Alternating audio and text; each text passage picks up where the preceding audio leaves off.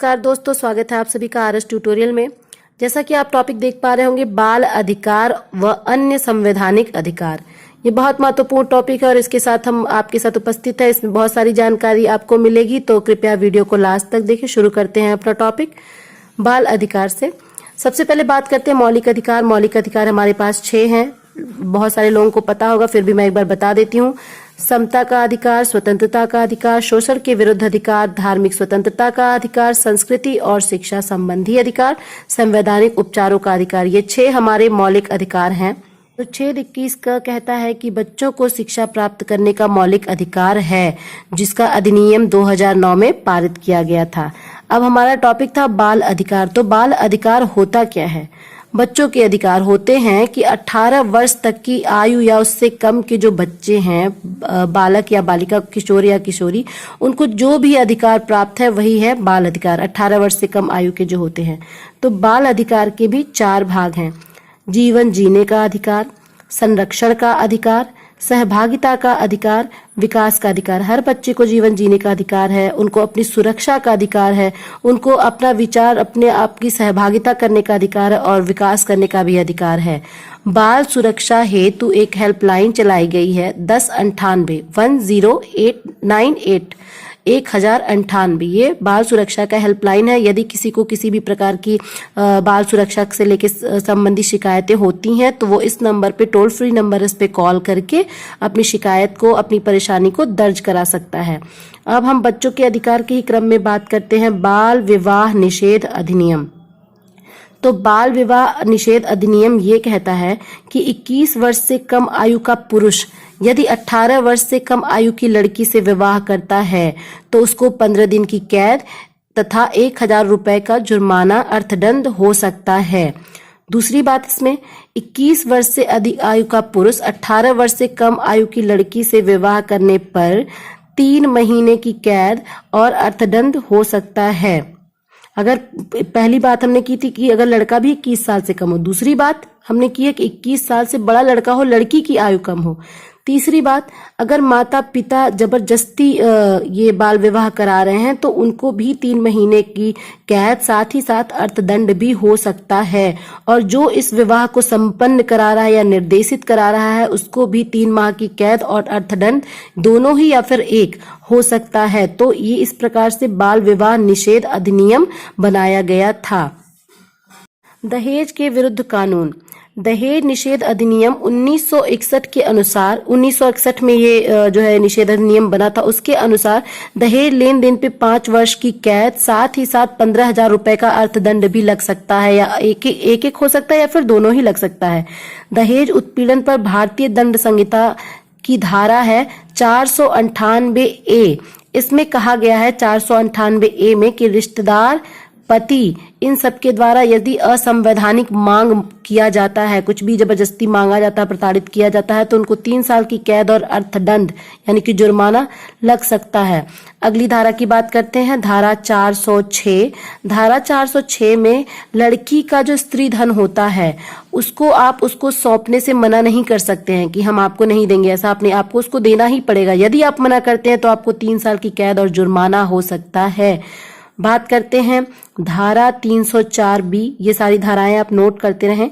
धारा 304B में कहा गया है कि विवाह के 7 साल के भीतर असामान्य परिस्थितियों में मौत होने पर यदि यह साबित हो जाता है कि दहेज के कारण मृत्यु हुई है तो 7 वर्ष से लेकर के आजीवन कारावास तक हो सकता है, जो भी इसमें संलिप्त पाया जाता है। ये बहुत जरूरी बात है। अब बात करते हैं महिला घरेलू संरक्षण विधेयक। महिलाओं के लिए घरेलू संरक्षण विधेयक बनाया गया 12 सितंबर 2005 में। इसमें कहा गया कि महिला को उसके घर में होने वाली हिंसा से मुक्ति मिलने के लिए ये बनाया गया, और महिला को शिकायत दर्ज करने के लिए एक हेल्पलाइन नंबर भी बनी है 1090 1090 1090, जिसको कह सकते हैं। और ये नंबर बना 15 नवंबर 2012, ये तब से लागू हो गया है। और घरेलू हिंसा में जो है इसके 4 प्रकार हैं: शारीरिक हिंसा, यौन हिंसा, मौखिक या भावात्मक हिंसा, आर्थिक हिंसा। शारीरिक हिंसा, मारपीट, ये सारी चीजें सम्मिलित है। यौन हिंसा भी उसमें है। मौखिक और भावात्मक हिंसा में है कि आप लड़का ना होने पर प्रताड़ित करना, चरित्रहीनता का आरोप लगाना, ये सारी चीजें। और आर्थिक हिंसा में दहेज की जबरदस्ती मांग करना, पैसे के लिए मांग करना, पैसे रुपए उसको अपना जीवन जीने के लिए ना देना, ये सब आर्थिक हिंसा में आता है। तो इसके लिए भी संरक्षण अधिनियम विधेयक बना हुआ है 12 सितंबर 2005 के अनुसार। और जो महिलाएं होती हैं इसकी शिकायत आराम से FIR दर्ज करा करके कर सकती हैं। अब बात करते हैं शिक्षा का अधिकार अधिनियम 2009। शिक्षा का अधिकार अधिनियम 2009 में बना और लागू हुआ 1 अप्रैल 2010 से। इसमें कहा गया कि 6 से 14 वर्ष के सभी बच्चों को शिक्षा का मौलिक अधिकार दिया जाए। बच्चे को निःशुल्क शिक्षा दी जाए। किसी प्रकार का कोई भी शारीरिक, मानसिक किसी प्रकार का दंड बच्चे को ना दिया जाए। प्राथमिक शिक्षा पूर्ण किया बिना, यानी कि कक्षा 8वीं तक की शिक्षा पूर्ण किए बिना स्कूल से हम किसी भी कारण से बच्चे को नहीं निकाल सकते और आयु के अनुरूप ही बच्चों को शिक्षा दी जानी चाहिए। उसके बाद बात करते हैं बच्चों की देखभाल संरक्षण अधिनियम 2015। बच्चों की देखभाल संरक्षण के लिए भी अधिनियम बना। इसमें कहा गया कि 18 वर्ष से कम आयु के बालक, बालिका या फिर किशोर यदि हैं और वो अपराध के में अगर आ गए हैं तो उनको बाल अपराधी के रूप में देखा जाएगा और उनको बाल सुधार गृह में भेजा जाएगा, न कि उनको जेल में रखा जाएगा। उनको सुधरने का मौका दिया जाएगा। और बाल अपराध जो है उसमें माना गया, भारत ने ये माना है कि बाल अपराध बच्चे कभी कभी अक्सर माना गया कि परिस्थिति या परिवेश जो है उसको जिम्मेदार ठहराया गया कि परिस्थिति या परिवेश के कारण ही बच्चों के ऊपर ऐसा प्रेशर पड़ता है कि वो ऐसे अपराध कर देते हैं। तो इसके लिए उनको जो है बाल सुधार गृह में भेजा जाता है और उनको बाल अपराधी की तरह ट्रीट किया जाता है। बाल अपराध 2 प्रकार के होते हैं, पारिवारिक अपराध और सामाजिक अपराध। पारिवारिक अपराध यानी कि घर में ही झगड़ा करना, मार पिटाई करना। और सामाजिक अपराध होता है कि बाहर के लोगों से गाली गलौज, मार पिटाई, चोरी बाहर जाकर के कर लेना, ये सब सामाजिक अपराध के अंदर आता है। तो इसके लिए बच्चों की देखभाल के संरक्षण अधिनियम के हिसाब से 18 वर्ष तक की कम आयु के बच्चों को बाल सुधार गृह में भेजा जाता है। उसके बाद हम बात करते हैं पॉक्सो कानून 2012, जिसका की फुल फॉर्म है protection of children from sexual abuse.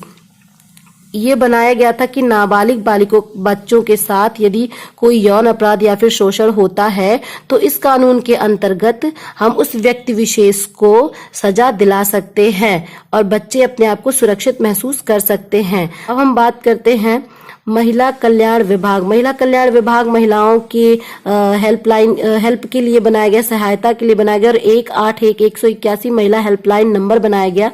तो ये सारी चीजें मैंने बहुत ही जल्दी में छोटे छोटे थोड़ा थोड़ा आपको जानकारी दे दी, लेकिन ये बहुत ही महत्वपूर्ण टॉपिक है और ये सारी चीजें आपको जानना चाहिए। ये सारे अधिकार, ये सारे कानून आपको जानने चाहिए ताकि किसी भी बच्चे या महिला के ऊपर किसी भी प्रकार का उत्पीड़न ना हो सके। तो वीडियो यहीं पर समाप्त होता है। वीडियो पसंद आया हो तो लाइक कीजिएगा, चैनल पे नए हो सब्सक्राइब कीजिएगा, बेल आइकन हिट कीजिएगा।